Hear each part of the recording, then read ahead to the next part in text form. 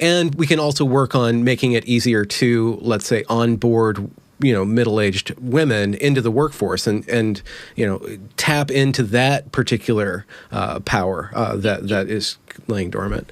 Yeah, I think part of the reason that these conversations have become so kind of predictable and acrimonious both has been that we are juxtaposing this view of the housewife from the 1950s, which actually comes from such a small period of time, right? Yeah. If you go before the 1950s and after, women have always worked, right? Because the running of a household was not just a matter of pressing a few buttons a couple hours a day, right? What really liberated women into leisure time in the 50s was both incredible prosperity of a type that hadn't been seen on the globe ever before, and advancement in technology that made running a household a matter of hours instead of a dusk to dawn sort of endeavor.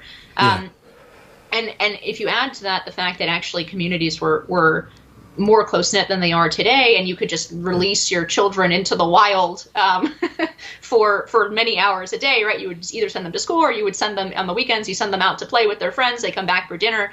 That created a lot of leisure time for women.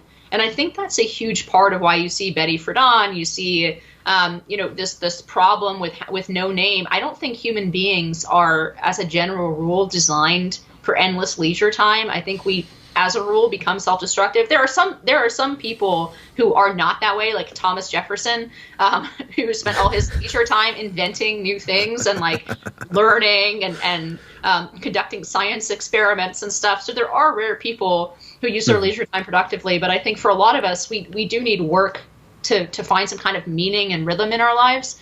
And when we look back and say like, this is how women existed before the 1970s or before Betty Friedan, I think, releases her book in 1963.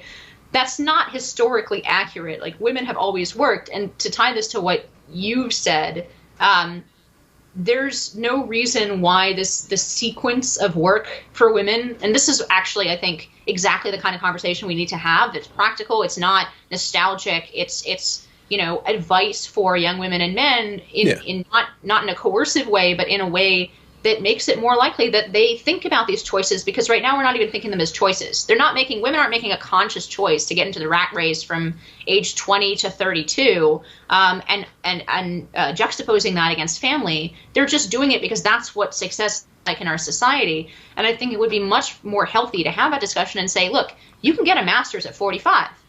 Like what your mom did, right? You can't have children at 45. So if having children is part of what you want for your life, then it behooves you to make some decisions in your 20s that are different than, say, what a man might do and go straight through into school and go into a high-paying career right after either university or you might want to emphasize, you might want to take a few years and have maybe not the most high-flying career, maybe become somebody who watches other people's kids, for example. You might want to do something interpersonal. You might want to work in the front of an office, something that doesn't take up all of your time, doesn't require you to bounce all over the world. It doesn't mean that you're stupid or unambitious or, that you have nothing intellectual to add to the conversation. That's not what that means. It means that you might want to prioritize these relationships and finding the kind of relationships that'll make you happy at a point in your life when you can still have children. I think these are exactly the kind of conversations, the practical and and in some ways sensitive conversations that we need to have.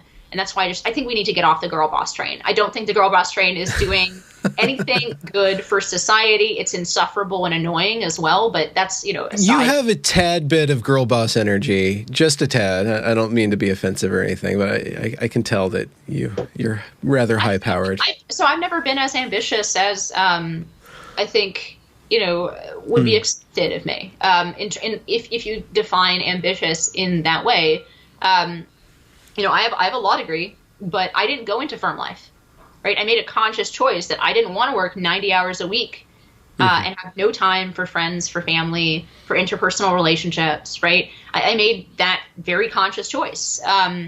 And I think that choice is really, really difficult to make in today's society, where we tell bright young women, if you don't make this, like if you're not on this treadmill, you know, Ally there's something McBeal. wrong with you, right? There's something wrong with you if you choose to get off of it.